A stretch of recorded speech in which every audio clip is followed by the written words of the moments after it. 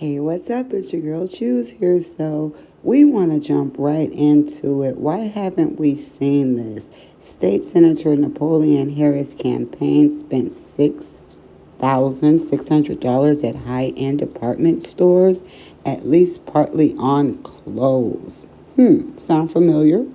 This is July 16th of this year, but it says that the Harris Campaign Fund has spent more than $6,600 over the past several years at high-end department stores on clothing and other items, records show.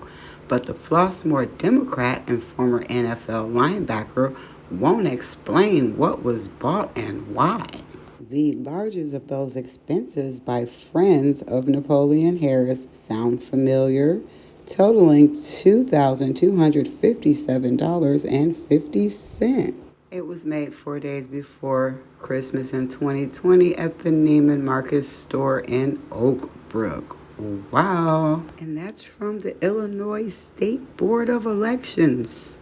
I guess we should start with beggars. In February, the Harris campaign paid $6,000 for reading program vouchers. In 2022, they paid, wow, and it reported spending $7,500 more that year for rent, apparently using space there for his campaign headquarters for a time, records show. In 2021, Harris's campaign paid beggars $10,000 for meals for various programs and functions and $10,000 for the Senator Harris Reading Program. An Alsip company that provides food and supplies, $100,000 paid for, listed as supplies and food products or just supplies. And 3 of them listed no details and got no phone calls back. Wow, what?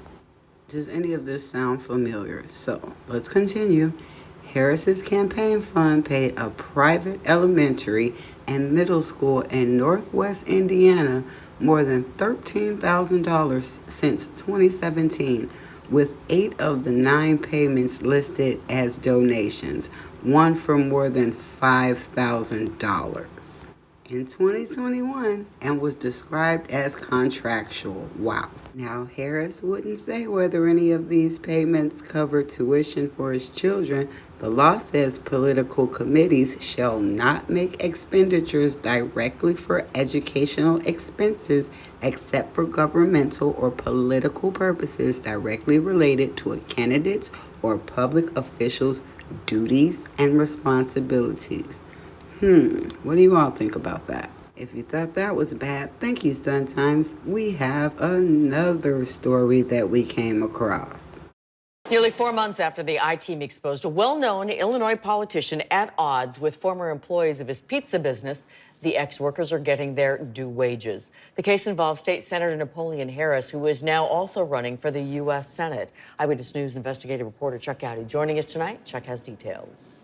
Kathy, tonight the I-Team has learned that Illinois Labor Department officials have sacked Senator Napoleon Harris for underpaying dozens of employees of his pizza restaurants.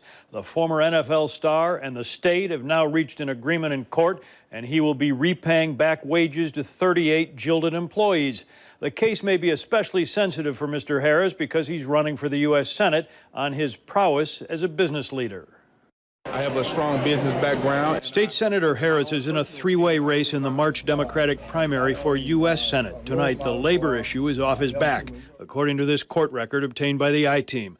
Beggar's Pizza in Harvey, owned by Mr. Harris and his brother, reached a deal with state regulators, and the case was dismissed by agreement. According to the state attorney general, that settlement agreement requires Mr. Harris to repay 38 past employees of his pizza parlors a total of $23,032.09, money that they were underpaid by the pizza restaurants owned by Harris. It was $5 an hour, and then whatever tips you would get, throughout the day. Ex-pizza employees interviewed by the I-Team described their below minimum wage pay and their efforts to get Harris to cough up legal wages. $3,691 is what he owed me, underpaid me for 2 years while I worked there. I was just fed up with it and him trying to get over me, so I did some research and I found the State of Illinois Department of Labor, and I wrote them a letter. Harris is a one-time NFL star with the Oakland Raiders in Super Bowl 37 and with the Kansas City Chiefs and Minnesota Vikings. He played college football at Northwestern and is seen here with Governor Rauner at a Wildcat game in Evanston this fall. It is against the sports celebrity background and his pizza business success that the 36-year-old Harris ran for the state Senate 15th district seat and won in 2012 on an economic growth platform, a similar focus of his campaigning now for the U.S. Senate. Senator Harris's attorney didn't respond to our messages late today. However, in response to our original report, Harris said that he would never knowingly deny anyone his or her right to fair compensation. He promised in August that if his business was found to be in the wrong, the issues would be addressed and resolved. Tonight, 4 months later, it appears they have been, and the state is said to be sending out those checks as soon as possible. Just in time. Well, I'd certainly say just in time for getting this information from the Chicago Sun-Times. What do you guys think? I mean, also, there was Napoleon Harris was among one of the candidates seeking the Cook County clerk vacancy as an appointment, not as, an election. So I found all of that very interesting. That was back in April of 2024, and I believe we have a Cook County clerk. So what are you all's thoughts? I mean, it seems that Senator Napoleon Harris has quite a losing streak when it comes to elections. And again, with this new body that's coming in, does he have a chance there in the Senate?